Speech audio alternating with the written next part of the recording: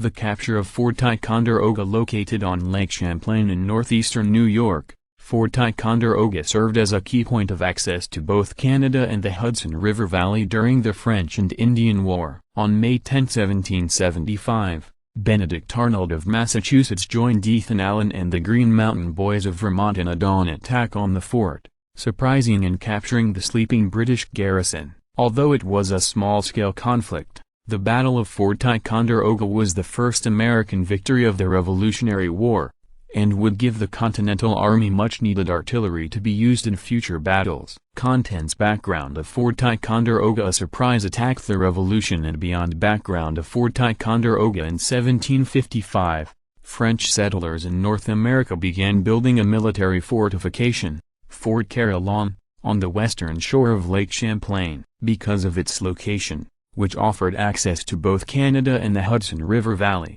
the fort saw more fighting during the French and Indian War than any other post. In July 1758, British forces unsuccessfully attacked the fort, suffering heavy casualties. Under the command of General Geoffrey Amherst, the British returned the following year and were able to defeat the French, who destroyed much of Fort Carillon and withdrew to Canada. Did you know? The name Ticonderoga was derived from an Iroquois word meaning between two waters, or where the waters meet. With the fort now under their control, the British renamed it Fort Ticonderoga. By April 1775, when hostilities broke out between colonial militiamen and British soldiers at Lexington and Concord in Massachusetts, the British garrison at Fort Ticonderoga numbered barely 50 men. A surprise attack. Fort Ticonderoga was located directly across Lake Champlain from Vermont, where the Green Mountain Boys, a militia organized in 1770 to defend the property rights of local landowners, joined the revolutionary effort without hesitation. On the morning of May 10, 1775,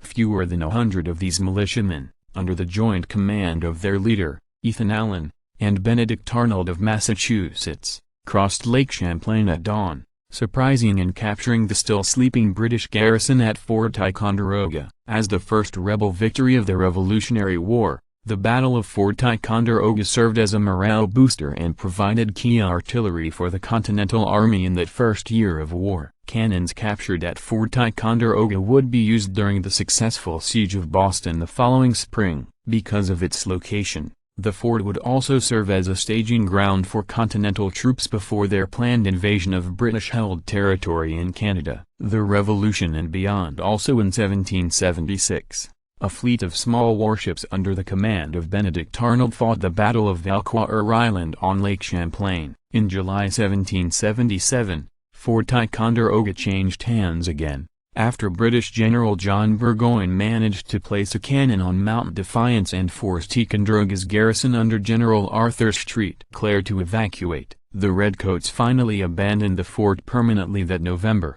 following Burgoyne's surrender at Saratoga. In the years following the Revolutionary War, no military regiment would occupy Fort Ticonderoga, though at times the fort provided shelter for scouting parties or raiding detachments. In 1816, a New York merchant named William F. Bell began leasing the grounds of the fort. He bought the property in 1820, building a summer home there known as the Pavilion, which in 1840 was converted into a hotel to house a growing numbers of tourists in the area. In 1908, Stephen Bell began a restoration of Fort Ticonderoga. The fort opened to the public as a tourist attraction the following year.